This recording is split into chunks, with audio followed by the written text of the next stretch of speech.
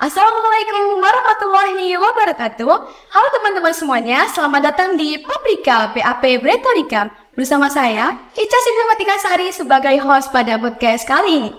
Nah, teman-teman, di sini saya nggak sendiri nih, saya ditemani oleh narasumber kita yang luar biasa keren sekali, banyak pengalaman. Mungkin boleh kita sapa dulu, halo Shirley. Halo Mbak Ica dan teman-teman semuanya. Gimana nih kabarnya? Alhamdulillah baik banget malah. Baik-baik, oke. Mungkin bisa perkenalan diri terlebih dahulu, teman-teman. Oke. Halo semuanya, perkenalkan nama aku Shirley Selima Sati Adrianti, biasa dipanggil Shirley, mahasiswa PAP kelas C 2023. Ya berarti maba ya. Nah ini mungkin aku mau tanya aja nih, first impression atau ini kan baru first UAS ya, nah itu gimana nih perasaannya, suka dukanya?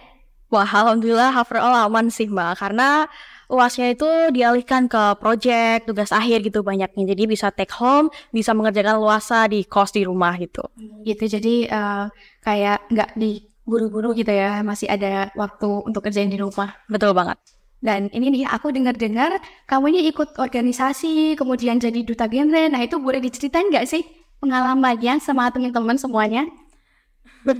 Oke Mbak, jadi izin ya mau cerita dikit terkait latar belakang pengalamanku di organisasi, sedikit dunia kerja dan kegiatanku, mungkin bisa dari SMA ya Mbak sampai semester 1 ini. Kalau dari organisasi dulu, sebenarnya itu organisasi yang paling melekat di diri aku banget itu adalah Forum Anak nih. Kayak di jaket aku ini ada Forum Anak Jawa Timur.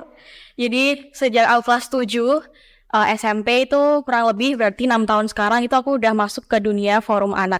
Jadi itu Forum Anak mulai tingkat kabupaten, terus provinsi itu aku juga pernah sampai aku SMA.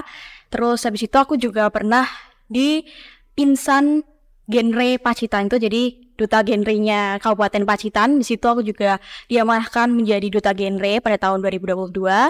Selain itu di SMA aku aktif menjadi anggota OSIS, tepatnya menjadi sekretaris umum di OSIS sekolahku selama 2 tahun, terus menjadi pengurus himpunan OSIS di kabupaten. Lalu selain itu aku juga bergabung di relawan Mbak, itu ada salah satu lembaga masyarakat di Indonesia namanya Traditional Game Return, yaitu berfokus pada pelestarian permainan tradisional di Indonesia. Tuh, terus ada lagi aku mengikuti kegiatan karya ilmiah juga di kabupaten sama di sekolah. Kalau saat ini juga itu aku lebih tepatnya fokusnya di genre sama Forum Anak aja sih Mbak kalau sampai semester 1 ini. Terus kalau di mungkin belum apa-apa ya di pengalaman dunia kerjaku, cuman ini aku mau sharing sedikit nih pengalaman kerjaku dari SMA sampai saat ini tuh. Ada 2 yang utama, yaitu yang pertama jadi dubber atau pengisi suara dalam programnya Traditional Game Return, lembaga masyarakat yang berfokus pada pelestarian permainan tradisional. Jadi di situ ada sebulan sekali tuh live YouTube mengisi cerita anak-anak, dongeng seperti itu, dan aku menjadi salah satu pengisi suaranya. Terus yang kedua itu menjadi creative talent atau content creator di TikTok dan Instagram. Kalau itu kerjanya seminggu sekali sih Mbak, jadi harus update konten-konten di medianya TGR itu. Terus ada lagi kerjaan sampingan yang ini tuh sebenarnya aku suka banget, walaupun nggak seberapa gitu ya, dan nggak dibayar pun sebenarnya juga nggak apa-apa. Itu jadi fashion stylist gitu. Jadi mulai dari sejak kecil tuh sebenarnya aku udah minat pada dunia catwalk, fashion stylist gitu-gitu. Jadi waktu mulai dari SMA itu aku pernah dipercaya untuk memegang beberapa anak dan beberapa event yang akan mengikuti kontes fashion show. Dan sampai saat ini tuh masih kayak kalau ada temen yang minta tolong buat aku jadi fashion stylistnya, itu aku masih sanggupin sih. Dan itu merupakan menurutku nggak seberapa pengalaman kerjanya, cuman itu bagi aku menyenangkan dan bisa lebih mewarnai hidup aku seperti itu Mbak. Jadi kayak pekerjaan yang sesuai dengan kesukaan kita, kayak misalnya kita suka itu pasti kayak jalannya juga nggak bakal bosen, nggak bakal lulus juga kan? Iya bener banget Mbak. Terus tadi banyak banget ya pengalamannya, kayak aku sampai nggak bisa ngitung nih berapa tadi, banyak banget pengalamannya. Tapi mungkin aku mau tanya dulu yang tentang Forum Anak tadi, karena kamu kan bilangnya tadi udah 6 tahun, udah lama banget ya. Nah itu Forum Anak tuh sebenarnya apa sih? Oke Mbak, jadi ada mungkin yang udah tahu tuh Forum Anak apa, dan mungkin juga ada yang belum tahu tuh Forum Anak apa. Jadi Forum Anak itu sebuah organisasi di bawah Kementerian Pemberdayaan Perempuan dan Perlindungan Anak. Jadi itu udah resmi ya Mbak, udah resmi di bawah naungan pemerintah. yang dimana organisasi itu menjadi media, menjadi jembatan bagi anak-anak dengan pemerintah dalam hal hak partisipasi anak gitu Mbak. Jadi itu tuh sebenarnya organisasinya udah ada di tingkat nasional, jadi ada forum anak nasional, di tingkat provinsi juga ada, kabupaten kota, bahkan di desa itu juga ada namanya forum anak desa, seperti itu Mbak. Terus di situ tuh forum anak di sini tuh fungsinya sebagai apa? Dia sebagai pelopor dan pelapor. Pelopornya sebagai apa? Sebagai agent of change, sebagai agen perubahan buat anak-anak di Indonesia itu bagaimana caranya untuk lebih produktif, bagaimana anak-anak Indonesia bisa berprestasi, berekspresi seperti itu. Kalau yang kedua fungsinya itu sebagai pelapor. Jadi di sini tadi yang seperti aku katakan, forum anak itu kan sebagai jembatan kan antara anak-anak dengan pemerintah. Nah di sini itu forum anak bisa jadi sahabatnya anak-anak. Kalau anak-anak mendapati isu-isu masalah seperti bullying atau kekerasan seksual itu sebenarnya bisa dilaporkan forum anak. Nanti forum anak menampung, mengolah dan menyampaikan ke pemerintah sehingga pemerintah bisa tahu nih sebenarnya itu anak-anak di Indonesia itu sedang mengalami masalah apa saja. Seperti itu kalau forum anak. Intinya forum anak itu adalah organisasinya anak-anak di mana di situ tuh anak-anak bisa berekspresi, bisa berpendapat, memiliki kebebasan untuk mengekspresikan dirinya. Seperti itu. Keren banget. Berarti di forum anak ini kamu berarti sering banget ya bersosialisasi sama anak-anak ini kayak balita gitu, atau emang anak-anak yang seumur kamu atau yang masih kecil-kecil? Iya, kalau forum anak itu kan jelas ya Mbak, anak itu sejak dalam kandungan 0 bulan sampai 18 tahun itu kan masih anak-anak. Jadi itu banyak Mbak, ada yang masih bayi pernah, seperti ke panti asuhan gitu, yang anak-anak PAUD, balita itu juga pernah, terus yang SD, SMP, bahkan sampai SMA yang masih 18 tahun itu kan masih anak-anak. Jadi aku banyak sih Mbak, dari ada yang SMA sampai yang masih bayi juga pernah berinteraksi dengan mereka. Mungkin aku mau tanya nih, gimana sih forum anak ini bisa mewadahi ekspresi, kreativitas, dan pendapat mungkin dari pribadi kamu sendiri atau dari orang lain gitu, gimana?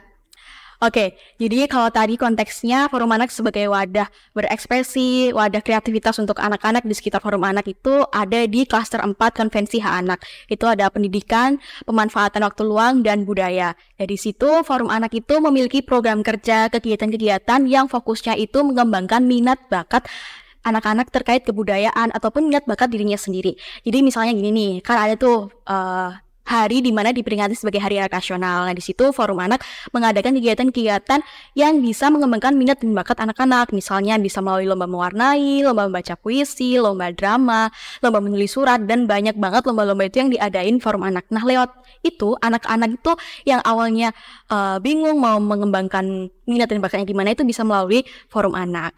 Nah, kalau tadi konteksnya pendapat itu beda lagi, ada di klaster 1 Konvensi Hak Anak. Itu namanya hak sipil dan kebebasan. Seperti namanya aja kebebasan, di sini tuh forum anak menjadi wadah buat anak-anak di Indonesia itu untuk menyuarakan aspirasinya terkait apa yang dirasakan, apa yang diinginkan, dan apa yang diharapkan, baik buat dirinya sendiri, untuk orang tua, ataupun buat pemerintah. Jadi forum anak itu bisa menjadi wadah aspirasi. Caranya lewat apa? Nah, forum anak itu kalau di forum anak nasional ya, itu memiliki wadah yang namanya program Sapa 129. Jadi kalau misalkan ada yang ingin mengadukan harapan atau mengadukan terjadi masalah dalam dirinya, itu bisa melalui Sapa 129. Dan di forum anak provinsi, kabupaten, desa itu juga memiliki kanal pengaduan gitu. Kanal pengaduan untuk anak-anak itu bersuara untuk mengaspirasikan ide-idenya, seperti itu.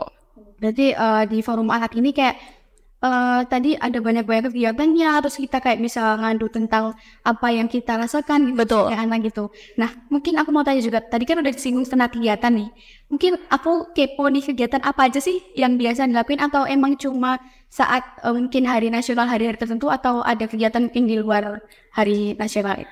Oke, sebenarnya kegiatannya banyak banget dan berbeda-beda tentunya. Dari forum anak nasional itu pasti beda karena cakupannya lebih luas. Itu seluruh Indonesia. Forum anak provinsi itu juga cakupannya seluruh provinsi. Itu misal Jateng ya satu Jateng gitu. Kalau kabupaten kota itu juga cakupannya berbeda. Berdasarkan pengalamanku ya Mbak. Jadi kalau aku di tingkat kabupaten itu nggak hanya memperingati hari besar-besar aja, tapi kita memiliki program bulanan, program mingguan. Misal nih kalau program mingguan kita memiliki program untuk memberikan informasi kepada anak-anak melalui media sosial Instagramnya Forum Anak sendiri di kabupaten. Jadi misal yang lagi trending nih, kira-kira isu masalah apa ya, misal tentang pelecehan seksual pada anak gitu. Nah, kita membuat infografis tuh tentang pelecehan seksual gitu setiap minggunya. Bisa jadi ada event bulanan, misal event bulanan kita itu kita mengadakan Car Free Day. Kalau mingguan itu ada Car Free Day. Nah, kita bikin stand di situ, kita bawa mainan-mainan tradisional di situ. Kita juga bakal ngajakin anak-anak di situ buat bermain bareng, buat mendongeng, belajar, senam bareng seperti itu. Jadi biar ada bonding antara Forum Anak dengan anak-anak di daerah tersebut seperti itu. Nah, kalau misalkan di tingkat provinsi itu pasti cakupannya lebih luas. Berdasarkan pengalamanku nih, di tingkat provinsi itu kita lebih mainnya ke kerjasama dengan pihak eksternal. Kayak misalkan dengan LPA itu ada kayak lembaga masyarakat yang fokusnya ke anak, itu ada di Tulungagung. Terus ada juga dengan UNICEF. Kita tuh sering bekerja sama dengan UNICEF, dengan Radio Republik Indonesia, RRI itu untuk speak up masalah anak-anak di provinsi yang aku domisiliin di situ itu. Jadi tergantung sih Mbak, ada event bulanan, mingguan, ada event-event yang hari besar, misalnya Hari Anak Nasional, Hari Anak Internasional, Hari Perempuan, seperti itu. Wah, keren banget tadi. Forum Anak juga kerja sama UNICEF, sama RRI. Jadi kayak, wah, berarti pengalaman kamu di Forum Anak ini udah banyak banget ya berarti. Nah, kan udah lama kamu di Forum Anak ini. Apa sih dampak positif yang kamu dapatkan dari bergabung dengan Forum Anak ini? Oke Mbak, jadi banyak banget seperti yang aku bilang tadi, aku udah lama bergabung di Forum Anak dan nggak langsung aku di Forum Anak itu bisa ngerasain dampaknya, nggak langsung juga di Forum Anak aku bisa mencapai posisi yang menurut aku tuh lumayan banget, misalnya jadi ketua gitu kan. Dari awal itu aku belum jadi orang yang apa-apa. Jadi di SMP kelas 1 itu aku join Forum Anak sebagai pengurus biasa gitu di divisi aksi kreasi, di mana itu merumuskan kegiatan-kegiatan Forum Anak gitu. Dan aku bergabung di Forum Anak itu benar-benar aku tuh public speakingku tuh skillnya masih ya dibilang nggak bisa gitu loh, masih yang ya namanya aja anak SMP kelas 1 gitu kan. Cuman di situ aku bertekad buat aku mau mencoba hal baru, dan aku rasa di situ tuh circle-nya itu ramah semua gitu loh, yang aman lah gitu. Terus lama-kelamaan mulai dari kelas 9 itu aku diamanahkan menjadi sekretaris di Forum Anak. Jadi aku lebih belajar lagi, lebih intens lagi belajar dan berkegiatannya di Forum Anak. Setelah itu waktu SMA kelas 10 sampai kelas 11 itu diamanahkan menjadi ketua Forum Anak tingkat kabupaten. Nah, di situ tuh yang puncaknya aku bisa mengambil hikmahnya dari aku ikut Forum Anak gitu. Karena di situ tuh ya sama kayak organisasi-organisasi lainnya, di mana di dalam organisasi tersebut tuh kita juga mengelola bagaimana organisasi itu bisa tetap hidup, bisa tetap jalan seperti itu. Dan yang paling memberikan dampak bagi aku adalah seperti ini. Sebenarnya mengikuti organisasi itu, apapun organisasinya pasti sama aja ya. Di situ kita bisa mengembangkan minat kita, skill kita lebih tahu tentang fokus organisasi itu. Tapi yang bisa aku ambil dari Forum Anak ini adalah yang pertama, di situ tuh aku bisa memanajemen organisasi aku, tapi itu posisinya aku masih anak-anak gitu loh. Jadi tuh aku jadi lebih tahu gimana posisinya menempatkan diri aku sebagai anak, sebagai orang tua. Karena gini Kak, kalau di Forum Anak itu tuh posisinya gini, kalau kita mau nyelenggarain kegiatan ya misal, kita kan pasti mengangkat kegiatannya itu yang anak-anak, dari anak kita gitu kan. Nah, terus habis itu kita juga berhadapan dengan orang dinas gitu, tuh susah memposisikan diri sebagai anak dan orang dewasa.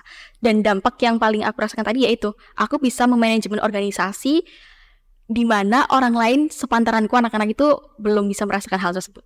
Jadi gitu. Jadi dari mulai kecil kayak udah bisa merasakan kayak manajemen waktu, manajemen apa, karena udah ikut organisasi itu gitu ya. Betul.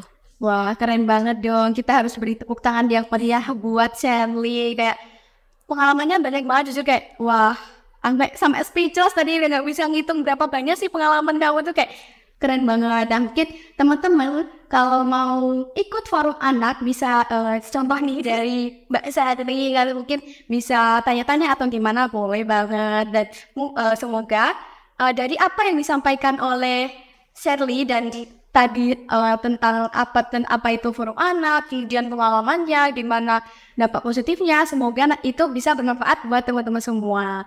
Dan saya juga mengucapkan terima kasih banyak Sherly udah mau jadi narasumber di podcast kita kali ini. Semoga nggak kapok ya nanti mungkin bisa diundang lagi dengan pembicara yang berbeda mungkin gitu.